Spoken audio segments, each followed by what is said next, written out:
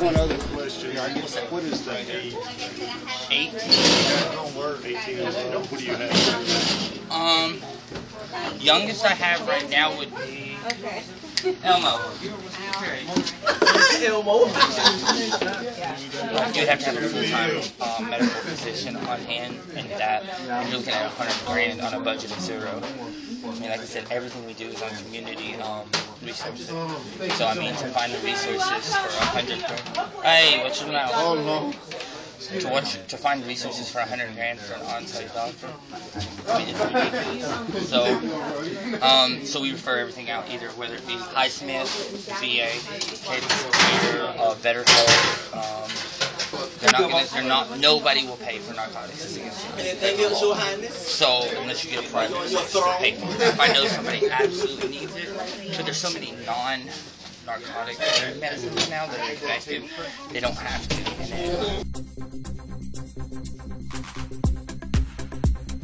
I worked every day when I was in school. From when my great-grandfather died when I was 11 years old till I was 16, and when I was 12 and 13, I used to mop the cafeteria after every the student ate so I could get something to eat. You see, and I was hungry sometimes during them times when I came up. My great-grandpapa was a son of a president, and the president was Benjamin Harrison, and he was the 23rd president. And my great-grandpapa was Benjamin Harrison Peterson. And my great-great-grandmother was Annetta Peterson, and it was in the computers and genealogy where they showed me when I finally found out when I was in the Marines first, and then I went into the Army. And I was in the Army more than once. I was in the Army at least 2 times, but it seemed like they was joined together. But the first time I was in the Marine, when I first went in 1970, trying to pursue a military career. And things didn't work out for me too good. I kept during that era in time, I was experiencing some stuff from it. And it was like I worked most of my life when I came out of the military, but I never could hold a job, a steady job.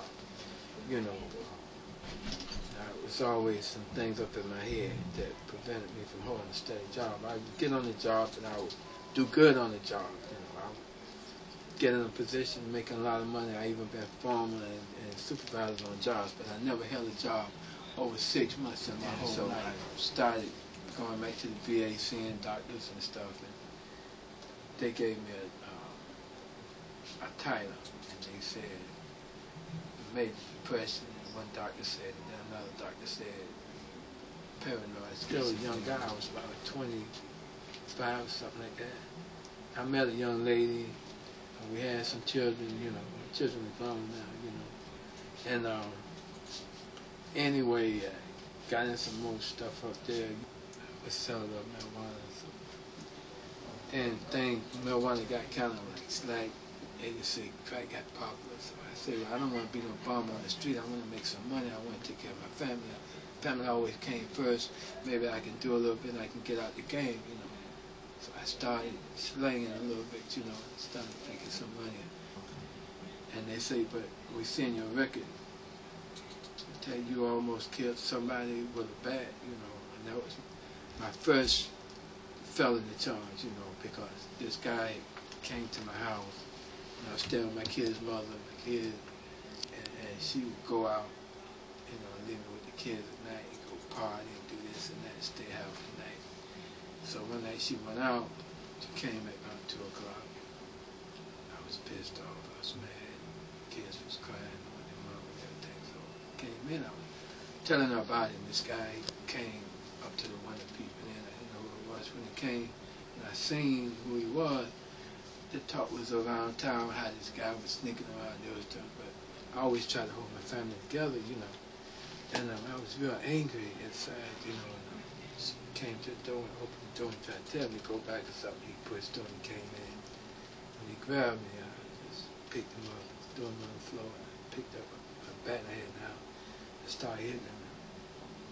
He was hollering, she tried to grab me, and I just came to my senses. I almost snapped, and I told him, I said, it ain't worth it, you know what you're doing, you know, I know now you're doing what you're doing. So that was my first felony. I came downstairs, and I started working, saving my money, and she would call me, talk to me, yeah, we waiting on you, man, kids waiting on you. come out.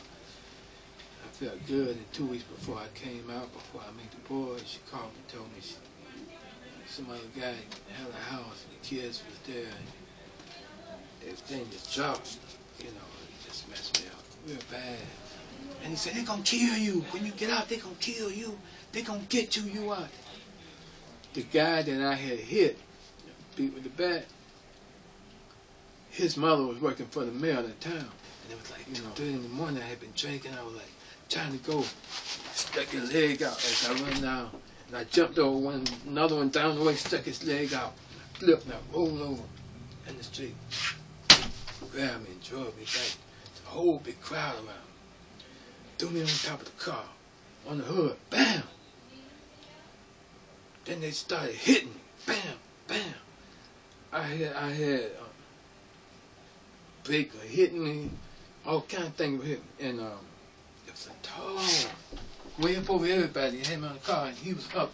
He had a brick like this, and he was trying to get me in my face, but he was like, and I was doing like this, and he was like, and when he got up close to me, I kicked him back like that. And then, oh, he kicking. And my mind was like all my life, all I wanted was just to have my family, you know, my kids' mother together. And I tried so many ways to keep it seem like it just wasn't going right. Anyway, doing the best I can. I was, nobody really knows the best, but the best is just do what you can. Do I put it like that? Only God knows.